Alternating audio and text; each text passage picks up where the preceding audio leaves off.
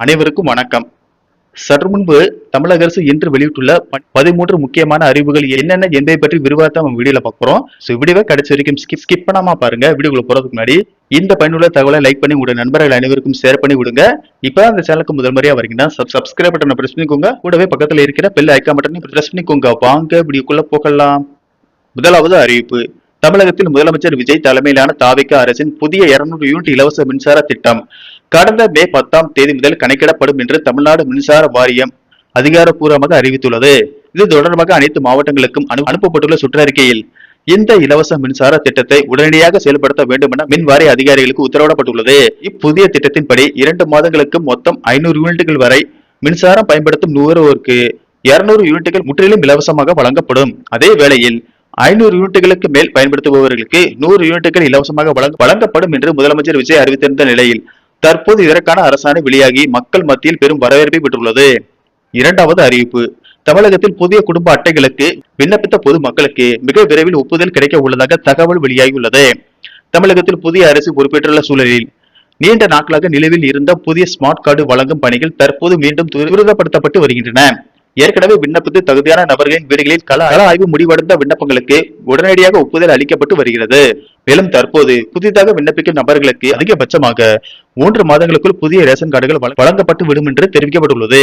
இதற்காக பொதுமக்கள் TNBDS அதிகாரப்பூர்வ இணையதளம் மூலம் வீட்டில் இருந்தபடியே எளிதாக விண்ணப்பிக்கலாம். மூன்றாவது அறிவிப்பு. பொதுமக்கள் தங்களின் சொத்து பதிவு உள்ளிட்ட பல்வேறு தேவைகளுக்காக சார் பதிவாளர் அலுவலகங்களுக்கு செல்லும் போது நீண்ட நேரம் காக்க வைப்பதோடு அலட்சியமாக நடத்தப்படுவதாகவும் தொடர்ந்து புகார்கள் எழுந்து வந்தன. இந்த நிலைக்கு முற்றுப்புள்ளி வைக்கும் விதமாக பதிவுத்துறை தலைவர் அனைத்து மாவட்ட பதிவாளர்களுக்கும் அதிரடியான சுற்றறிக்கை ஒன்றை அனுப்பியுள்ளார். இந்த புதிய உத்தரவின்படி சார் பதிவாளர் அலுவலர்களுக்கு வரும் மக்களை அதிகாரிகள் அமர வைத்துதான் பேச வேண்டும் என்று மிக கடுமையான உத்தரவு பிறப்பிக்கப்பட்டுள்ளது. மேலும் பொதுமக்கள் அமர்வதற்கு தேவையான போதுமான நாற்காலிகள் மற்றும் அடிப்படை வசதிகள் அலுவலகங்களில் இருப்பதை மாவட்ட அதிகாரிகள் உடனடியாக உறுதி செய்ய வேண்டும் என்றும் இதில் எந்தவித சமரசம் செய்யக்கூடாது என்றும் அந்த சுற்றறிக்கையில் அதிரடியாக உத்தரவிடப்பட்டுள்ளது. நான்காவது அறிவிப்பு. தமிழகத்தில் கடந்த மார்ச் 10ஆம் தேதி முதல் ஏப்ரல் 6ஆம் தேதி வரை நடைபெற்ற 10ஆம் வகுப்பு பொதுத் தேர்வு முடிவுகள் வரும் புதன்கிழமை மே 20ஆம் தேதி வெளியாகும் என அரசு தேர்வுத்துறை அதிகாரப்பூர்வமாக அறிவித்துள்ளது. இந்த தேர்வு முடிவுகளை மாணவர்கள் www.tnresults.nic.in மற்றும் www.tge.tn.gov.in என்ற ஆகிய அதிகாரப்பூர்வ இணையதளங்கள் வாயிலாக எளிதாக அறிந்து கொள்ள தேவையான அனைத்து ஏற்பாடுகளும் செய்யப்பட்டுள்ளன. தமிழகம் முழுவதும் தங்களின் எதிர்கால படிப்பை தீர்மானிக்கும் இந்த தேர்வு முடிவுக்காக சுமார் 10 லட்சம் மாணவர்கள் பெரும் எதிர்பார்ப்புடன் ஆவலோடு காத்திருப்பது குறிப்பிடத்தக்கது. ஐந்தாவது அறிவிப்பு. தமிழகத்தில் 5 ஏக்கருக்கும் குறைவாக நிலம் வைத்துள்ள சிறு குறு விவசாயிகளின் கூட்டுறவு சங்க வேளாண் பயிர் கடன்களை முழுமையாக தள்ளுபடி செய்ய முதலமைச்சர் விஜய் திட்டமிட்டுள்ளதாக முக்கிய தகவல்கள் வெளியாகியுள்ளன. ஏற்கனவே ஆட்சி பொறுப்பேற்றது முதல் 200 யூனிட் இலவச மின்சாரம், 717 டாஸ்மாக் கடைகள் மூடல் மற்றும் பெண்களின் பாதுகாப்பான சிங்கப்பெண் அதிரடிப்படி போன்ற அடுத்தடுத்த அதிரடி அறிவிப்புகளால் மக்கள் மத்தியில் பெரும் வரவேற்பை பெற்றுள்ள நிலையில் தற்போது விவசாயிகளின் நலன் காக்கும் இந்த புதிய முயற்சி அரசியல் வட்டாரத்தில் உற்று நோக்கப்படுகிறது. கடன் சுமையால் தவித்து வரும் ஏழை எளிய விவசாயிகளுக்கு வாழ்வாதார நன்மை அளிக்கும் இந்த வரலாற்று சிறப்புமிக்க மகிழ்ச்சி அறிவிப்பை தமிழக அரசு சார்பில் தாக்கல் செய்யப்படவிருக்கும் வரவிருக்கும் புதிய பட்ஜெட்டில் முதலமைச்சர் விஜய் அதிகாரப்பூர்வமாக வெளியிடுவார் என தெரிகிறது. ஆறாவது அறிவிப்பு. தமிழகத்தில் உள்ள பள்ளி மற்றும் கல்லூரி வளாகங்களில் போதைப் பொருள் நடமாட்டத்தை தடுத்து நிறுத்த தமிழ்நாடு அரசு தற்போது அதிரடியான புதிய உத்தரவை பிறப்பித்துள்ளது. இது குறித்து மதுவிலக்கு மற்றும் ஆயத்தீர்வை துறையின் ஆணையர் அனைத்து துணை மற்றும் உதவி ஆணையர்களுக்கும் அவசர சுற்றறிக்கை ஒன்றை அனுப்பியுள்ளார். கல்வி நிறுவனங்களை சுற்றி நடக்கும் போதைப் பொருள் புழக்கத்தை கண்டறிந்து அதை முற்றிலுமாக ஒழிக்க தனிப்படை அமைத்து ரகசிய நெட்வொர்க் மூலம் கண்காணிக்க வேண்டும் என்றும் அதில் அதிரடியாக பரிந்துரைக்கப்பட்டுள்ளது.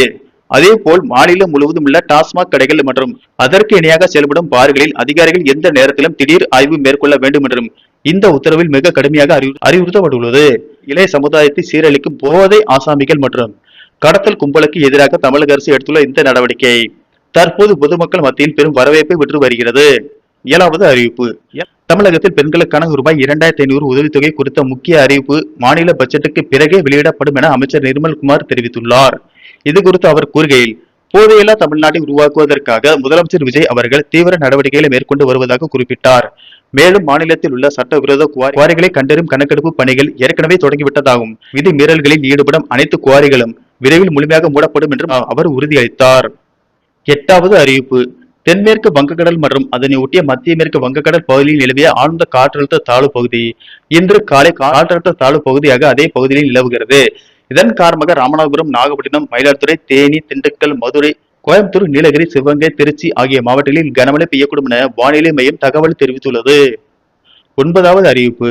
தமிழகத்தில் மதிப்புமிகு மகளிர் திட்டத்தின் கீழ் தகுதியுள்ள பெண்களுக்கு மாதந்தோறும் ரூபாய் 2500 வழங்கும் திட்டத்தை மிக விரைவாக செயல்படுத்துவதற்கான பணிகளில் முதலமைச்சர் விஜய் தீவிரமாக இறங்கியுள்ளார். இது தொடர்பாக நேற்று முன்தினம் நிதித்துறை செயலாளருடன் அவர் அவசர ஆலோசனை மேற்கொண்டதோடு இத்திட்டத்திற்கான நிதி ஆதாரங்கள் மற்றும் சாத்தியக்கூறுகள் குறித்து விரிவாக ஆராயுமாறு அதிகாரிகளுக்கு அதிரடி உத்தரவு பிறப்பித்துள்ளார். முதலமைச்சரின் இந்த ஆலோசனை தொடர்ந்து செய்தியாளர்களை சந்தித்த அமைச்சர்கள் CTR நிர்மல்குமார் மற்றும் கீர்த்தனா ஆகியோர் மகளிரின் வாழ்வாதாரத்தை மேம்படுத்தும் இந்த 2500 ரூபாய் உதவித்தொகை வழங்கும் திட்டம் மிக விரைவில் முறைப்படி தொடங்கப்பட்டு பயனாளிகளின் கணக்கில் செலுத்தப்படும் என்று உறுதியளித்துள்ளனர். 10வது அறிவிப்பு. நாட்டின் உணவுப் பொருட்கள், அத்தியாவசிய தேவைப் பொருட்கள் மற்றும் பல்வேறு சேவைகளின் விலைகளை மிக கடுமையான அளவில் உயர வாய்ப்புள்ளதாக பொருளாதார நிபுணர்கள் எச்சரித்துள்ளனர். ஒருபுறம் நாட்டின் பணவீக்கம் தொடர்ந்து உயர்ந்து கொண்டே செல்லும் நிலையில் மறுபுறம் பெட்ரோல் மற்றும் டீசல் விலைகளும் அதிரடியாக உயர்த்தப்பட்டுள்ளது. எரிபொருள் விலை உயர்வின் நேரடி விளைவாக சந்தைக்கு வரும் காய்கறிகளின் மற்றும் இதர உணவுப் பொருட்களின் வரத்து செலவு அதிகரிக்கும் என்பதால் அவற்றின் விலைகள் மளமளவென்று உயரக்கூடும் என கணிக்கப்பட்டுள்ளது. இவற்றுடன் சேர்த்து பொது மற்றும் சரக்கு போக்குவரத்து சேவைகளின் கட்டணமும் கணிசமாக உயர வாய்ப்புள்ளதால் பொதுமக்கள் இந்த விலைவாசி உயர்வை எதிர்கொள்ள தயாராக இருக்குமாறு கூறப்படுகிறது. 11வது அறிவிப்பு. சிவகங்கை மாவட்ட வேலைவாய்ப்பு பதிவு புதுப்பித்தல், வேலைவாய்ப்பற்ற இளைஞர்களுக்கான உதவித்தொகை கூடுதல் பதிவு, முகவரி மாற்றம் உள்ளிட்ட அனைத்து பணிகளுக்கும் வேலைவாய்ப்பு மற்றும் பயிற்சித்துறையின் இணையதளத்தில் மாவட்ட வேலைவாய்ப்பு மற்றும் தொழில்நெறி வழிகாட்டு மையங்களால் எந்தவித கட்டணமின்றி வழங்கப்படுகிறது. மேலும் மேற்கூறிய அனைத்து சேவைகளையும் www.tnvelaivaaipu.gov.in நேரலையில் இணையதளம் வழியாகவே மனுதாரர்கள் அளவில் செய்து கொள்ள வசதிகள் செய்து தரப்பட்டுள்ளது. எனவே பொதுமக்கள் எவரும் போலி விளம்பரங்களையோ அல்லது இடைத்தரகர்களையோ நம்பி தனிப்பட்ட விவரங்களையோ அல்லது பணத்தையோ கொடுத்து ஏமாற வேண்டாம் என மாவட்ட ஆட்சித்தலைவர் தெரிவித்துள்ளார். 12வது அறிவிப்பு. ஒன்றிய அரசின் பொதுத்துறை எண்ணெய் நிறுவனங்கள் பெட்ரோலிய பொருட்களின் விலையை குறிப்பாக லிட்டர் ஒன்றுக்கு பெட்ரோல் 3 ரூபாய் மற்றும் டீசல் 3 ரூபாய் என்ற அளவில் உயர்த்தியுள்ளன.